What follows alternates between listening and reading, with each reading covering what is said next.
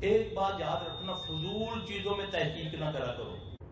ابھی ٹائم نہ ہوتا تو میں آپ کو سعودیہ کا ایک واقعہ سناتا، بہت بڑا ہے، وہ بہت ڈرنے والا واقعہ ہے۔ آیا کہ میں ڈر کے بھاگا نہیں، صرف میں بس اللہ نے فضل کیا، اذان ہوئی، عصر کی نماز پڑھنے گیا تو اتنا ڈرا ہوا تھا کہ میں نے بولا بس آج یہ مجھے مار دے گا۔ وہ پہلا کیس تھا میری زندگی کا۔ آپ یقین جانیں واللہ ان آیتوں پہ میں کھڑا ہوا تھا۔ یہ شیاطین بہت آگے ہیں ہم سے۔ ابھی ٹائم نہ ہوتا تو میں آپ کو سعودیہ کا ایک واقعہ سناتا، بہت بڑا ہے، وہ بہت ڈرنے والا واقعہ ہے۔ یہ آج سے 3-4 سال پہلے کی بات ہے۔ مجھے توصیف الرحمان نے، میں اس کے علاج کے لیے ادھر گیا تو مجھے اس نے بتایا شیخ یہ کیا ہوگا اس بندے کے ساتھ، کہ بندہ بڑا نیک تھا، سارا محلہ اس کی گواہی دیتا تھا، اس کے سسرال کہتے ہیں کہ اس نے کبھی ہمیں تکلیف نہیں دی۔ تو پھر جب اس کو جیل ہوئی تو جیل کے جو قیدی ہیں وہ بھی کہتے ہیں ہم نے اس جیسا نیک بندہ نہیں دیکھا۔ ہمارے علماء کا کوئی ملنے کے لیے کہ یہ کام تم سے کیسے سرزد ہوا، وہ کہتا ہے مجھے نہیں پتا چلا۔ اب وہ واقعہ کیا سناتا، بعد میں انہوں نے اس کی گردن اتار دی، یعنی کہ اس کو انہوں نے سزا دے دی۔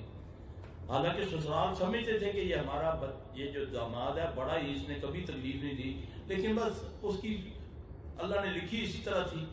واقعہ یہ ہوا کہ وہ بتاتا ہے جب علماء کا وفد اس کو جیل میں ملنے کے گیا آخری ایام میں، تو اس نے ان کو بتایا کہ میں نا دوستوں میں بیٹھا ہوا تھا تو میرے اپنا بحث چل گئی کہ امریکہ کے اندر ایک ایسا فرقہ ہے جو شیطان کی پوجا کرتا ہے نا، وہ جو ایسا نشان بناتے ہیں، ایسے کرتے ہیں، ہاں جی۔ تو کہتا ہے میں گھر آیا تو میں نے بولا یار اس پر ریسرچ کرتا ہوں۔ تو کہتا ہے میں نیٹ پہ بیٹھا تو ابھی تہجد کا ٹائم نہیں تھا تو میں نیٹ پہ بیٹھا ہوں تو میں ان کو پڑھتا جا رہا ہوں تو میں نے فیل کیا جیسے میری الٹی ٹانگ میں پاؤں سے کوئی چیز میرے جسم پہ ٹانگ پہ کوئی رینگ رہی ہے نا، جیسے گرمی سی مجھے فیل ہو رہی ہے۔ کہتا ہے ایک دم نا میں نے اس کو جھٹلایا کہ شاید سو گیا ہے پاؤں یا اس طرح۔ اس کے بعد تہجد ہونے والی تھی، میں اٹھا، میں نے اس کو بند کیا، میں نے تہجد پڑھی۔ اب تہجد پڑھی، اذان ہوگی، میں مسجد میں چلا گیا۔ اب مسجد میں جا کر میں نے جماعت کے ساتھ نماز پڑھی، اذکار کرتے کرتے ایسی عجیب سی طبیعت بوجھل ہو رہی تھی۔ میں گھر آیا، کہتا ہے مجھے اتنا یاد ہے، ایسے میرا دل کیا کہ میں اپنی وائف کے پاس بیٹھوں، تو کہتا ہے مجھے اتنا یاد ہے کہ صرف میں نے اس کو بوسہ لیا ہے، اس کے بعد مجھے یاد نہیں آیا۔ ہوش مجھے اس وقت آیا کہ جب میں جہاں تک اس کو کھا چکا تھا، اس کا چہرہ، اس کا یہاں تک جسم میں کھا چکا تھا، وہ مر چکی ہوئی تھی۔ یہ سچا واقعہ ہے، ٹھیک ہے۔ اس اسلام میں پھر اس کی گردن کٹی تھی۔ ایک بات یاد رکھنا، فضول چیزوں میں تحقیق نہ کرا کرو۔ بعض لوگ کہتے ہیں نا کہ یار ہم قادیانیوں کو پڑھ کے تو دیکھیں، کہتے ہیں نا، نہیں، آپ کیوں پڑھ کے دیکھیں؟ آپ کو محمد صلی اللہ علیہ وسلم پورا یقین ہونا چاہیے۔ اللہ کہتا ہے قرآن میں اگر دل میں تنگی بھی جانو گے، میں قسم کھا کر کہتا ہوں تم مومن نہیں ہو۔ فلا وربک لا یؤمنون حتی یحکموک فیما شجر بینہم ثم لا یجدوا فی انفسہم حرجا مما قضیت ویسلموا تسلیما۔ مجھے اپنی ربوبیت کی قسم ہے، اللہ کہہ رہا ہے۔ نبی صلی اللہ علیہ وسلم بیٹھے ہیں، حضرت عمر رضی اللہ عنہ آتے ہیں، آ کر تورات کے چند ورق پکڑے ہوئے ہیں، خوشی خوشی آتے ہیں کہ میں نبی صلی اللہ علیہ وسلم کو تورات پڑھ کے سناتا ہوں۔ اب صحابہ بیٹھے ہوئے ہیں، یہ بڑی سبق والی بات ہے۔ اس بات سے مجھے یہ حدیث یاد آ گئی۔ حضرت عمر رضی اللہ عنہ تورات پڑھ رہے ہیں۔ تورات کیا ہے؟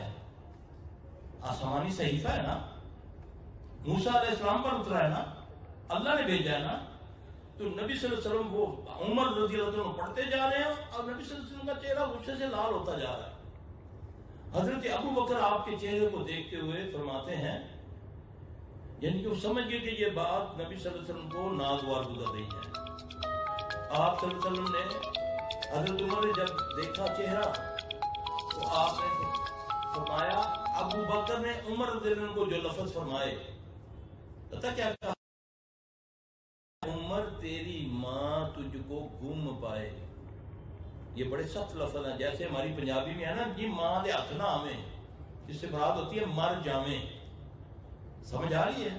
عمر کیا کر رہے ہیں رضی اللہ تعالیٰ عنہ؟ تورات پڑھ رہے ہیں، آسمانی صحیفہ. لیکن اللہ کے نبی صلی اللہ علیہ وسلم کو یہ پسند نہیں آ رہا. آپ نے فرمایا عمر رضی اللہ عنہ دیکھا تو ساتھ ہی کہا رضیت باللہ ربم نہ آمنت باللہ ربم.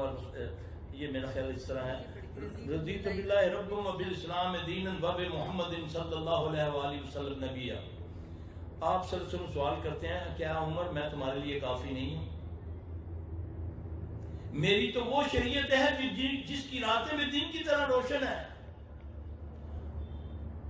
اللہ کی قسم جس کے قبضے میں میری محمد کی جان ہے. آج میرا بھائی موسیٰ بھی آئے تو میری ابتدا کرے گا تو وہ نجات پائے گا.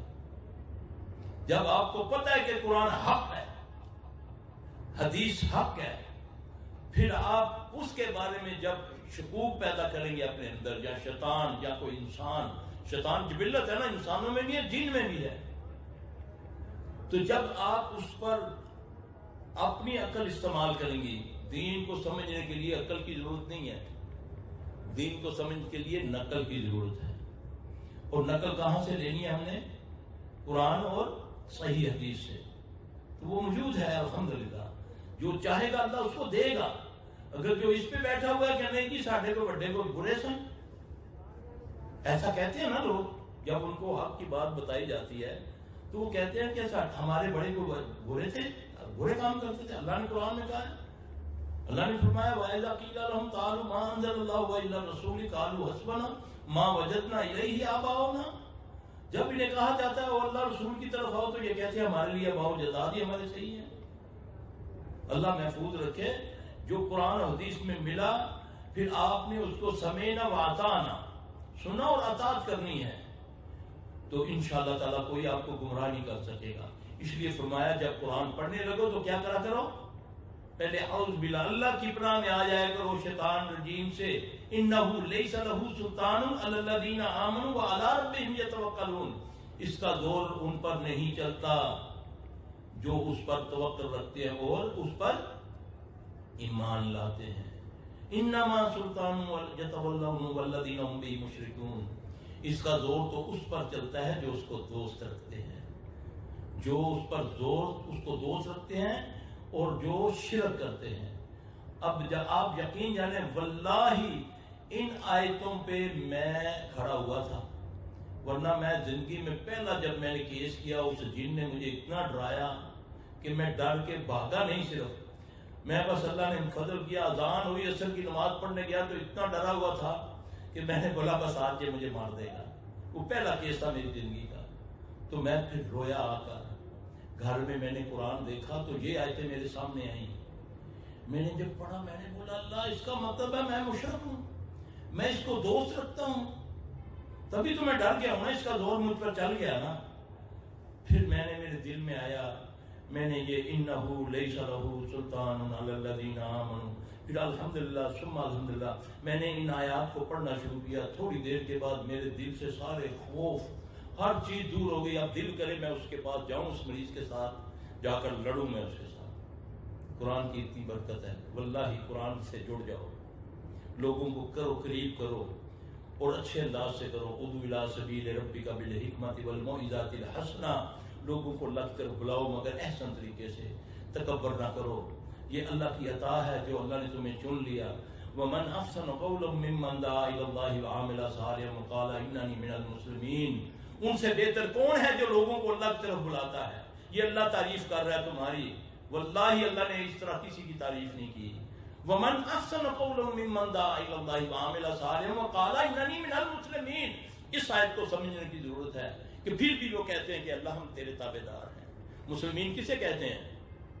اکڑ کے چلنے والے کو، شیخی بکھیرنے والے کو، تکبر کرنے والے پر، اپنے علم پر کہ میرے پاس سپیڈ پاور ہے، میرے پاس نالج ہے. یہ اللہ کی عطا ہے. وہ کہتے ہیں ان سے بہتر کون ہے جو لوگوں کو اللہ کی طرف بلاتا ہے. اور پھر بھی وہ کہتے ہیں کہ اللہ وقال اننی من المسلمین، میں تیرا تابعدار. جس سے تو روکتا ہے میں روکوں گا، جو کرنے کا حکم دیتا ہے میں کروں گا۔ سبحانک اللہم ربنا و بحمدک اشہد ان لا الہ الا انت استغفرک و اتوب الیک۔ بس جی پانی کی اجازت ہے پینے کی؟ ہاں میں دیکھوں یہ مجھے پانی، اب پتہ نہیں میں آپ لوگوں کو سمجھا سکا ہوں کہ نہیں۔ إنه ليس له سلطان على الذين آمنوا وعلى ربهم يتوكلون۔ ایمان والوں اور اپنے پروردگار پر بھروسہ رکھنے والوں پر اس کا زور مطلقاً نہیں چلتا۔